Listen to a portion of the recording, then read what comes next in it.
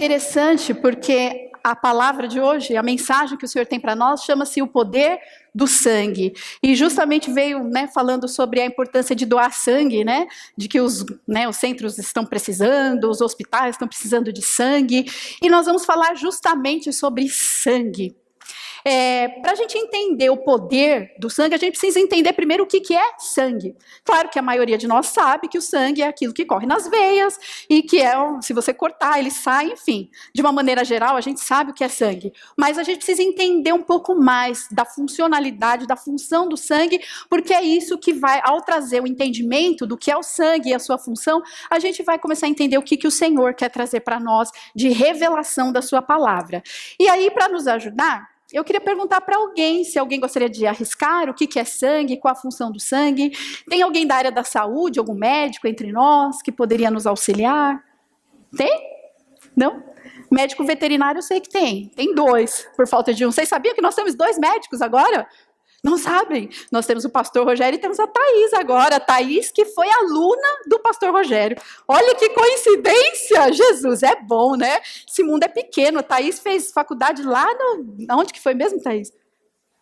Na Cantareira, longe, E veio parar aqui, estão morando aqui perto, ela e a família. Para nós é uma honra, E poder receber alguém que foi realmente aluna e que pode dizer para a gente se ele foi um bom professor ou não. Assim, nos escondidos, a gente pensa, e aí, Thaís, ele era muito rígido, não era? Como que ele era um bom professor ou não? Depois vocês perguntam para ela, essa parte eu deixo para vocês. Mas vocês se arriscariam a explicar para a gente o que é o sangue em termos técnicos, qual é a função do sangue? Thaís ou pastor Rogério? Quem que falou? Oxigênio, ótimo. Ou seja, é essencial, Ela, Tamires, falou. Quem mais? O que o sangue carrega dentro das nossas veias? O que ele tem? Glóbulos, DNA. Muito bem. Quem mais? Nutrientes? Sim, ele carrega nutrientes, coisas essenciais à vida. Então, sem ele, não há vida. Não tem como ter vida sem sangue. Sim? Amém. Então, a gente chegou à conclusão de que sem sangue não há vida. E aí eu gostaria de trazer uma passagem para nós começarmos a leitura, lá no livro de Marcos, no capítulo 5, versículo 25 e 34, que conta justamente a história de uma mulher que ela estava tendo um problema justamente com sangue. Olha só que interessante. Acompanha aí a leitura. Grande multidão seguia Jesus comprimindo. E aconteceu que certa mulher, havia 12 anos, ela vinha sofrendo de uma hemorragia.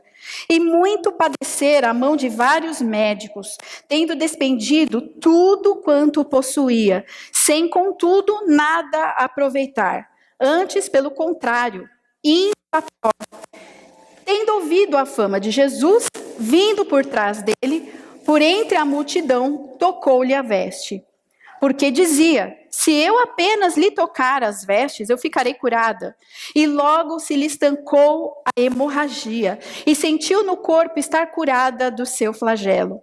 Jesus, reconhecendo imediatamente que dele saíra poder, virando-se no meio da multidão, perguntou, quem me tocou nas vestes? E responderam-lhe seus discípulos, vês que a multidão te aperta e dizes, quem me tocou? Ele, porém, olhava ao redor para ver quem fizera isto. Então, a mulher, atemorizada e tremendo, cônscia do que nela se operara, veio, prostrou-se diante dele e declarou-lhe toda a verdade. E ele lhe disse, filha, a tua fé te salvou, vai-te em paz e fica livre do teu mal. Gente, essa mulher ela sofria há 12 anos com uma hemorragia que não se estancava. Imagine você, uma mulher num ciclo normal, ela tem uma hemorragia uma vez ao mês. E tem mulheres que ainda chegam a ter tanto sangramento que às vezes ela fica até debilitada no seu corpo físico, uma vez por mês. Agora imagine uma pessoa todos os dias por 12 anos. Esse problema de perda de sangue não era simplesmente só perda, mas o que a perda representava na vida daquela mulher. Porque junto com a hemorragia vinha muitos outros problemas, aos quais muitos de nós estamos sofrendo hoje E às vezes é por conta de uma hemorragia também. Por exemplo, naquela época, não se podia tocar nem estar perto de uma pessoa com fluxo de sangue. Então imagina-se que aquela mulher não tinha amigos. Sim, era uma mulher rejeitada. Era uma mulher emocionalmente abatida, sem amigos. Não tinha um mais um, alguém para compartilhar, alguém para orar por ela. Ela simplesmente era uma mulher só. O seu emocional devia ser realmente complicado, né? Complexos dentro dela, rejeição, de se sentir inútil, não amada. Outra coisa, a gente leu na passagem que ela gastou tudo que ela tinha financeiramente, foi atrás de médicos e ninguém descobria a causa daquela hemorragia. Houve uma perda também por trás dessa hemorragia, uma perda financeira. Provavelmente, muito provavelmente, ela era fraca fisicamente, porque vocês mesmos falaram que o sangue é vida. Se falta sangue, a pessoa fica debilitada fisicamente, ela não tinha força, ela estava abatida, ela estava fraca. E aí, a gente começa a trazer um pouco para a nossa realidade hoje, e sabe, queridos, essa semana foi uma semana que eu fiquei muito triste, porque ao conversar com a maioria dos irmãos, eu pude identificar a mesma situação daquela mulher. Muitos irmãos desabafando, falando, puxa, pastora, olha, eu estou trabalhando em excesso. Sabe, eu me sinto esgotado, esgotada, porque eu trabalho mais do que antes, do que algum tempo atrás, e parece que eu não trabalho para usufruir, para desfrutar, eu trabalho para pagar a conta. Sabe, eu me esforço no meu casamento, eu procuro viver a palavra, eu procuro agradar, eu procuro fazer isso, e os meus esforços parece que vai se esvairindo, e eu não tenho ânimo, não tenho força, não vejo as coisas se movendo nessa área, gasto tempo, não tenho tempo com a minha família mais, porque eu só trabalho, eu me dedico, enfim, tantos problemas que têm vindo, e eu me sinto abatido, eu me sinto fraco, prostrado. Ao invés de trabalhar com alegria, eu trabalho para pagar conta, e aí você começa a ver que tem algo de errado. Aquela mulher tinha algo de errado. As suas forças estavam se perdendo, não tinha vida. E aí, queridos, Deus começou a mover meu coração nessa semana. Eu compartilhei com o pessoal da intercessão na quinta-feira e eu falei, algo está errado. Algo está errado. Nós sabemos sim que nós estamos vivendo dias difíceis na política, na economia do país, e isso de uma certa maneira reflete, claro, né? Todos os brasileiros, enfim, estão passando por dificuldade, e eu não quero entrar muito nesse detalhe, porque eu acredito que isso é comum e conhecido de todo mundo, mas existe um outro lado que nós não podemos deixar, que é o mundo espiritual. Aliás, o mundo espiritual é que rege todas as coisas. As leis espirituais, elas são em primeiro lugar antes das leis terrenas, porque o mundo espiritual existia antes. Jesus existia antes, ele estava lá no início, ele era o próprio Deus, o próprio verbo que se fez carne. Então o mundo espiritual ele é mais real do que o mundo físico, e nós precisamos nos atentar para o que acontecia com aquela mulher, para que nós possamos identificar o que Deus quer para as nossas vidas hoje. Uma coisa que aquela mulher fez e que chamou muito a atenção primeiro, havia uma multidão apertando a Jesus. Então, essa passagem, ela está falando para os cristãos. Não está falando para quem não tinha compromisso com Cristo, para quem não conhecia Cristo, não. Porque existia uma multidão que conhecia Jesus, sabia da fama dele, porque a multidão o apertava.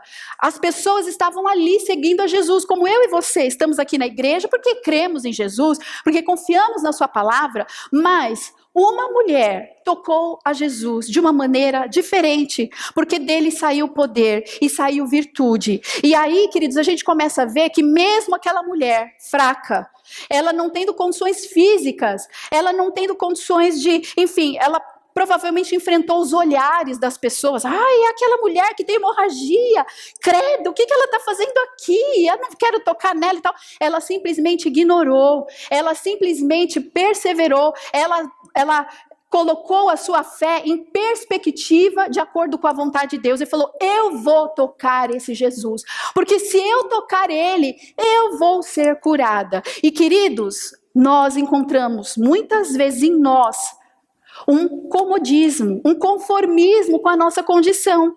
Porque a gente liga a televisão e a gente vê, mas está todo mundo trabalhando, está difícil mesmo, as pessoas estão perdendo emprego, porque está difícil mesmo. Tal. E nós, muitas vezes, nos conformamos com a situação. E o que o Senhor está dizendo para nós hoje, igreja, Jesus está falando, olha, eu morri naquela cruz, eu entreguei a minha vida, não é para que a igreja se conforme, mas é que para que nós nos levantemos e transformemos este século pela renovação do nosso entendimento. E quando a gente começa a entender que esse não é o plano perfeito de Deus, uma hemorragia, Deus não quer uma igreja hemorrágica, Deus quer gerar vida através do sangue dele. E quando nós temos consciência disso, a gente se levanta e nós começamos a não aceitar mais essa condição. Senhor, eu quero te tocar hoje, não é amanhã, eu quero te tocar hoje, porque se eu somente tocar nas tuas vestes, eu vou ser curada da minha enfermidade. Uma coisa que nós estamos nos conformando, igreja, é de achar que é comum, que é normal. Às vezes nós achamos que, não, mas eu não vou mexer nessa situação, porque ela vai dar trabalho. Queridos, nós precisamos ir na raiz do problema, sabe? Às vezes a gente vê, né, que nem um tempo atrás, a gente conversando com um casal de amigos nossos, gente, como é triste você conversar com um casal que diz que eles estão casados simplesmente por causa do filho, que eles não veem a hora do filho crescer e fazer 18 anos e casar, para eles resolverem a situação deles. Isso não é casamento, isso não é casamento. Eles estão pensando no filho, claro, isso é muito bom, preservando o filho de uma situação familiar, de um conflito de casamento, mas não é o melhor, há uma hemorragia que precisa ser estancada. E Jesus diz, quando eu prometi a minha cura, eu prometi ela por completo, e não adianta só pôr um band-aid, estancar a hemorragia, somente para ela parar de sangrar. Tem que ir na raiz do problema. Qual é a raiz do problema? Deus não quer te dar somente um casamento de aparência, simplesmente, porque a gente está lá bonitinho, sai na foto. Não, Deus quer que você seja feliz no teu casamento, é diferente. Deus quer que você trabalhe, mas Ele quer que você trabalhe na justa medida, nem de mais e nem de menos. Ele quer que você usufrua do seu trabalho, do fruto das tuas mãos. Deus quer isso, Jesus conquistou isso para você, mesmo que os dias são maus, mesmo que a gente esteja vendo um rebuliço na economia e na política. Por quê? Porque o mundo, o reino espiritual, o reino de Jesus Cristo, ele é diferente do reino da terra. O reino da terra fala, se alguém te bater, você vai e bate dobrado. O reino de Jesus fala, se alguém te bater, você tem que dar outra face, é diferente. E nós precisamos entender, precisamos alinhar a nossa fé, a fé de Jesus. E falar, Senhor, eu não posso me conformar com essa condição. Não posso, eu quero me levantar. Existe algo dentro de mim que precisa ser mudado. E é por isso que eu estou vivendo uma hemorragia nessa área. Às vezes é uma enfermidade física, até estava conversando com uma pessoa essa semana, uma enfermidade física que às vezes a gente acaba contornando, tomando um remedinho de vez em quando, mas não! Vamos na raiz do problema. Aonde está a raiz desse problema? Às vezes a raiz é emocional. Às vezes é algo que você vai ter que mexer lá atrás. Você vai ter que liberar perdão. Mas se a gente não tiver disposto... pastor, mas vou ter que mexer lá naquele negócio que está fedendo lá atrás. Há anos que eu... É isso que Jesus quer, que a gente tiver que ir lá atrás resolver uma situação que às vezes está pendente para que você tenha vida hoje. Porque às vezes esse ponto da tua vida que você acha tão pequeno, mas de vez em quando eu vou lá e contorno uma situação. Não, ele é pequeno, mas às vezes ele te impede de tantas coisas. Às vezes é um ministério, sabe? Porque você não pode dar o teu melhor. Às vezes é na tua casa, sabe? O teu filho, a tua filha chega para você, mamãe, vamos lá, vamos brincar de casinha. Ai, filha, eu não tenho força hoje, eu tô cansada, sabe? Mas por que você tá cansada? Às vezes porque não vai na raiz da dificuldade. Qual é o problema? Vamos resolver. Deus quer, Ele tá com você. Ele não quer que você viva mais ou menos na superficialidade. Ele quer de fato que você viva as promessas dele, que você tenha grandes experiências com ele, assim como aquela mulher teve grandes experiências. E para isso a gente vai precisar, queridos, identificar Aonde está sendo a nossa perda? É uma perda financeira? É uma perda emocional? É uma perda física? De repente a tua enfermidade é físico mesmo. E aí, vamos nos levantar e vamos orar. O que a gente pode fazer junto? Vamos nos unir, vamos orar. Orar até quando? Pastor, até ver o cumprimento da palavra, até ver a cura dos nossos irmãos. Mas o que a gente não pode é ficar estagnado, prostrado diante das dificuldades. Aquela mulher não se conformou. Ela foi e falou, eu quero tocar esse Jesus, não importa o que vão falar de mim, o que vão olhar, os olhares, se eu tenho força, nem que eu tiver que me arrastar, mas eu vou tocar em Jesus. Se você tiver esse espírito hoje, eu vou tocar em Jesus, eu vou tocar. Não significa que a resposta vai vir hoje do teu problema, mas significa que você já vai dar um start para o Espírito Santo agir. O que não pode é ficar parado, o que não pode é aceitar, ficar de braço cruzado e falar, não tá bom, não tá bom, não tá. Jesus não tá feliz. Então, se ele não está feliz, a gente também não pode estar, porque ele tem muito mais. E aqueles que ousam viver isso, dar esse passo de fé, vão viver grandes experiências, grande mover de Deus. Porque quando a economia está boa, está tudo bem, as famílias estão abençoadas, é gostoso, é um tempo de celebrar, bacana. Mas o tempo onde a gente mais vê o poder de Deus, mais vê milagres acontecer, é justamente no tempo da escassez. É quando não tem nada, é quando tem um deserto. Lembra o povo lá no meio do deserto? Não tinha nada, deserto é deserto. E eles clamavam a Deus, e Deus mandava água, mandava codornizes, mandava maná. Grandes experiências o povo de Israel teve no momento de aflição. No momento de aflição, a gente tem falado isso. Momento de aflição é o momento que às vezes vai surgir o teu ministério. Porque vai exigir de você oração, jejum, busca. Deus, eu clamo a ti, Senhor, entra na minha causa. E daqui a pouco você está orando pela causa de todo mundo que está com aquela mesma dificuldade que você. É impressionante. Vocês já tiveram uma experiência? E eu tenho certeza que já, mas vou perguntar. Aquele dia que você tá só o pó da rabiola. Aquele dia que você brigou com teu esposo, com a tua esposa, você está triste, abatido, chateado. Aí vem alguém para conversar com você e pedir um conselho teu, justamente naquela área do casamento. Ai, porque eu briguei, sabe, com meu marido. Aí você olha e fala, mas justo para mim, que vai pedir conselho, né? A minha condição, né? Já passaram por essa experiência? Já passaram? Sim? E aí, o que saiu de vocês? Hemorragia? Tipo, ai, olha, eu não posso falar nada não, porque eu estou numa situação pior. Ou será que houve vida? Você gerou vida. Falou, não, olha, eu vou deixar meu problema de lado e eu vou cuidar do teu. Vamos orar juntos. Deus vai fazer na tua vida, vai fazer no meu. Então, nós precisamos entender que precisamos paralisar a hemorragia na nossa vida. Ela precisa ser cessada pelo poder do sangue de Jesus. E uma estratégia, e eu preciso denunciar isso, preciso denunciar o inferno. Porque é uma estratégia muito comum do inimigo. É deixar as pessoas, principalmente os servos de Deus, com uma hemorragia muito grande. É deixar você abatido, triste, sem forças, totalmente desanimado. Ele quer isso, ele luta por isso, para que você não tenha forças nem para vir para a igreja. Sabe por quê? Porque as pessoas estão vivendo dias onde elas estão egoístas. O amor, a própria palavra de Deus fala que o amor vai se esfriar nos últimos dias. Então, quanto mais pressionado, quanto mais pressão, mais problema, mais avalanche sobre a nossa cabeça, a gente pensa cada vez mais em nós. Puxa vida, mas como que eu vou servir a igreja? Como que eu vou trabalhar no ministério tal? Como que eu vou abençoar outros? Olhar para outros? Se eu estou com tanto problema na minha vida, eu estou atolado de problema. Como que eu vou ajudar o outro? Como que eu vou me envolver no ministério? Se eu estou tão precisada de ajuda. E isso é uma estratégia do inferno, de deixar a gente cada vez mais oprimido, pressionado, para a gente esfriar o amor. E Jesus diz que Ele é o amor. Sem amor, não adianta nada. Ainda que eu fale a língua dos homens, dos anjos, ainda que eu faça, ainda que eu pregue maravilhosamente, se não tiver amor, o amor é a essência da vida.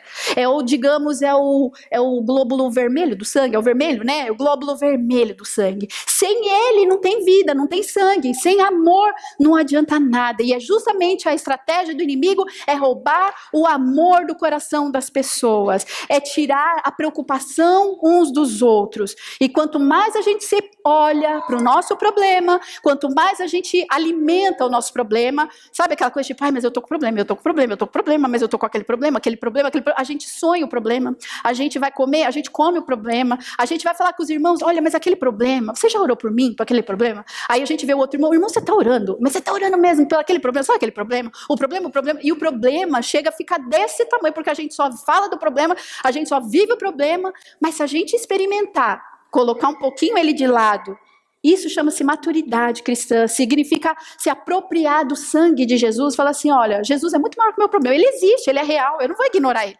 está aqui, só que eu vou deixar ele aqui, probleminha, você fica aqui porque eu não vou ficar olhando para você não, porque eu tenho tantas outras coisas para fazer. Jesus confiou nas minhas mãos um reino, ele confiou uma palavra, ele me deu uma palavra, ele resgatou a minha vida, ele transformou a minha vida, não é para ficar olhando para o problema, ele resgatou a minha vida para resgatar outros, e à medida que eu cuido dos outros, à medida que eu me dou pelos outros, que eu sirvo aos outros, Deus pega aquele problema, de repente eu falo, nossa, eu esqueci que eu tinha um problema, por quê? Porque Deus fez um milagre naquele problema, simplesmente porque eu não fiquei vivendo e alimentando aquele problema, amém? Deus quer isso, igreja, nós precisamos nos levantar nessa autoridade, porque é isso que está batendo a igreja, isso está batendo a igreja, isso é olhar para nós, somente para nós. Procure viver isso. Eu me lembro de uma situação que, assim, ela é um exemplo simples, né, que eu vou dar para vocês, porque foi isso que eu lembrei, mas já vivi muitas outras experiências com Deus, mas essa marcou de uma maneira, digamos, diferente, né? O ano passado, em setembro do ano passado, eu completei 40 anos, né? E aí, não é sempre que a gente faz 40 anos, né? Eu sou quarentona, né? Então era um marco na minha vida, e eu falei, quero fazer uma viagem com a família e tudo mais. Enfim, e aí meus pais foram juntos, e foi muito gostosa a viagem, né? Depois até tem um outro testemunho por volta dele, porque a gente foi para um outro país, e lá a gente encontrou, bem naquela semana, um furacão, né? E aí Deus fez um furacão na nossa vida também. Enfim, a nossa vida é sempre recheada de experiências. Se você quiser uma experiência, uma aventura, você começa a andar com a gente, que você vai ver que você vai viver logo, logo umas aventuras que você não vai fazer ideia. Bom, enfim, um pouco antes da viagem, eu estava juntando um dinheirinho, porque eu queria trocar o celular, né? O celular estava ruim e tal, e era oportunidade de comprar fora, porque eu falei, aqui no país não dá para comprar um celular daquele, né? E eu juntando dinheirinho de pouquinho em pouquinho, enfim, uma poupancinha. Só que quando chegou em agosto, um mês antes da viagem, eu estava com 1/3 do valor só, né? E eu falei, acho que não vai dar, né? Porque até o mês que vem, né? Acho que não vai dar, mas estou juntando dinheiro.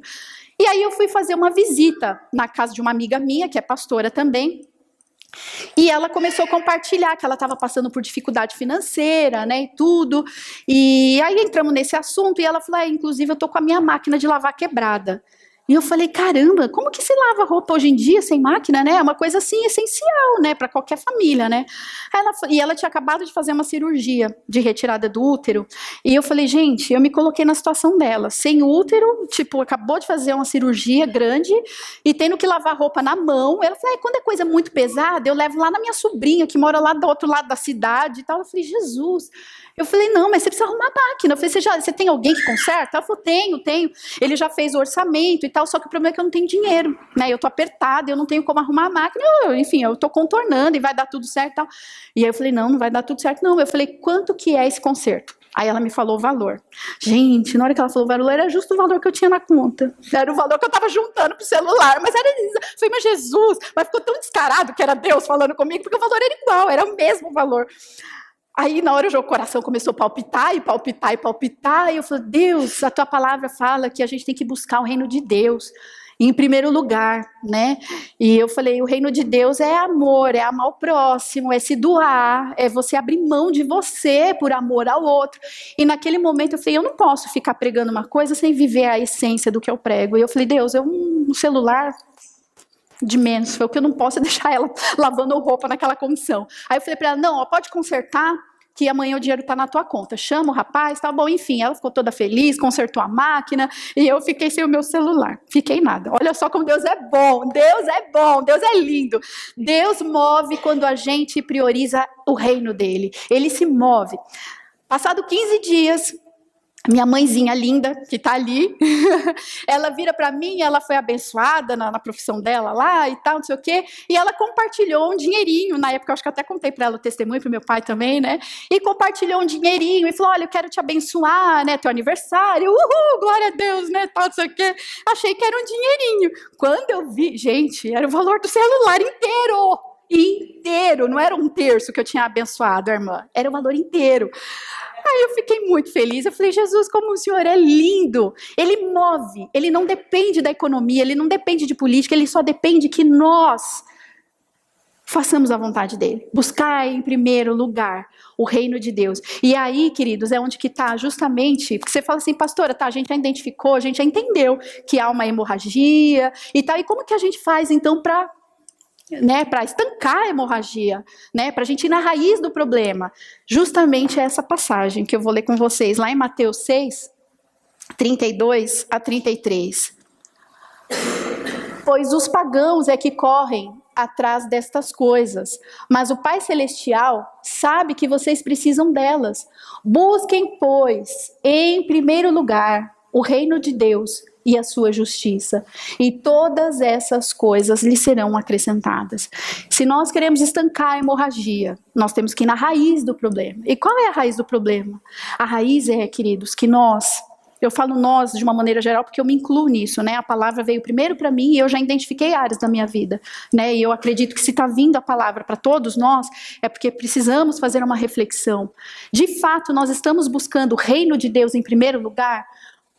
Ou nós estamos correndo atrás das coisas desse mundo em primeiro lugar, A gente precisa fazer uma reflexão. Esses dias, há 2 semanas atrás, eu fiz uma pergunta no grupo de discipulado, e foi muito interessante, porque a pergunta foi, será que de fato a gente se preocupa com a eternidade das pessoas?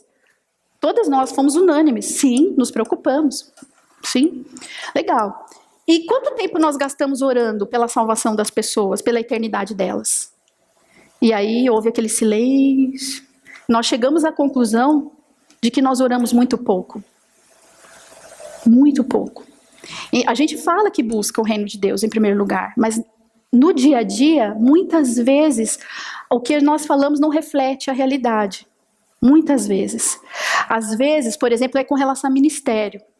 Às vezes a pessoa abraça um ministério e tal, e às vezes acontece uma situação na vida dela, vem uma avalanche, vem um problema familiar, e às vezes a gente vê que a pessoa, a primeira atitude dela, muitas vezes é abrir mão do ministério.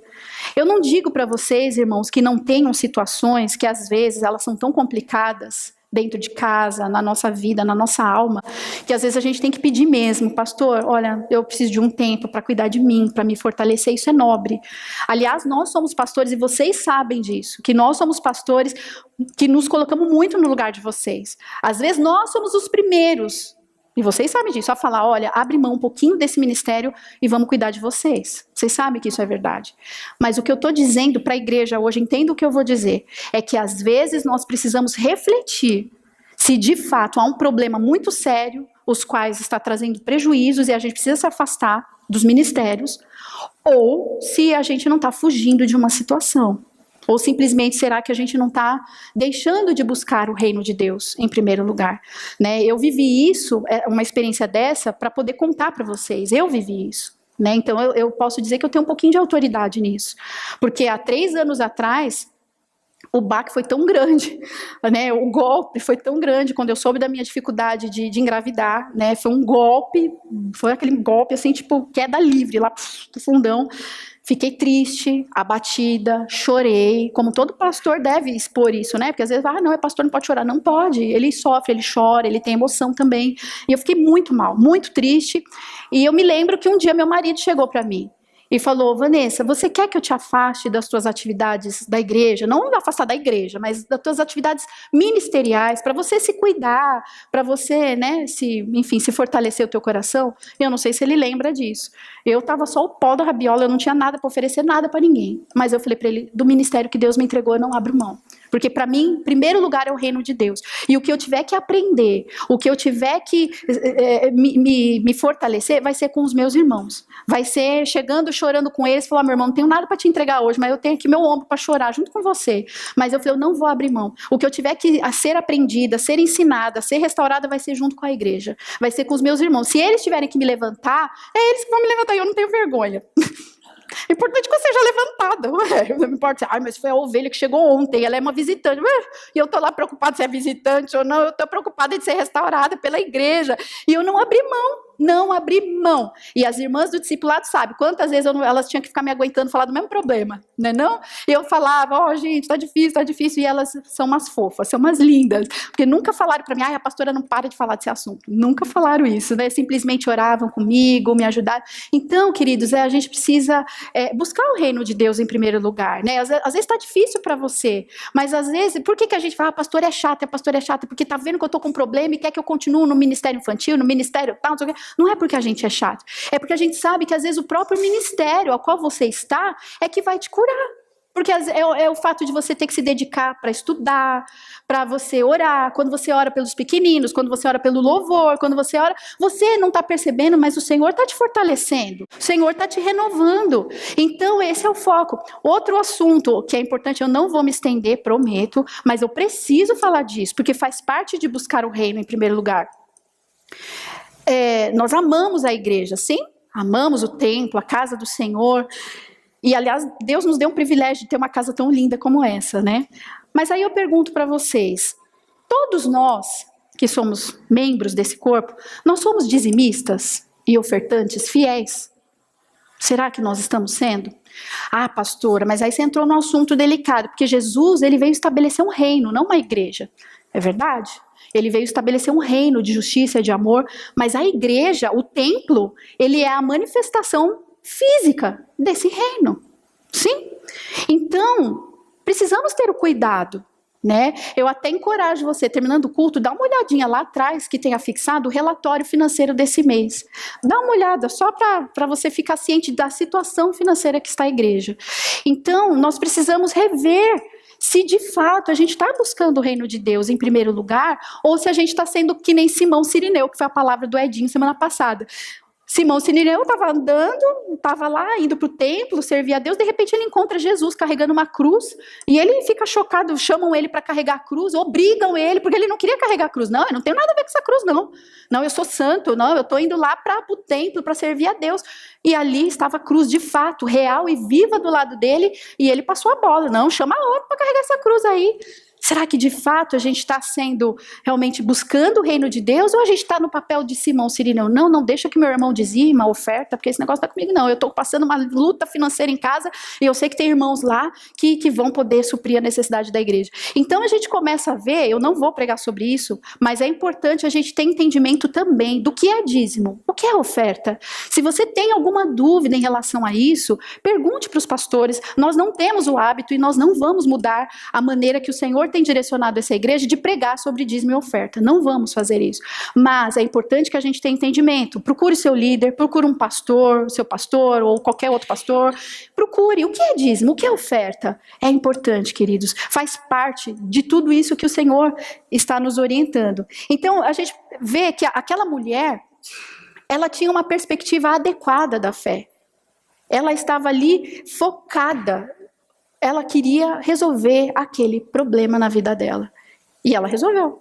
Ela tocou em Jesus de uma maneira tão ajustada e alinhada com a vontade de Deus que saiu virtude, saiu o poder de Jesus. E ela foi curada no mesmo instante. Tem um versículo que eu acredito... eu coloquei sim, que é o Colossenses 1:20, para a gente encerrar. Por meio de Jesus, né, ele fala, e por meio dele, reconciliar-se consigo todas as coisas, tanto as que estão na terra, quanto as que estão no céu, estabelecendo a paz pelo sangue derramado na cruz.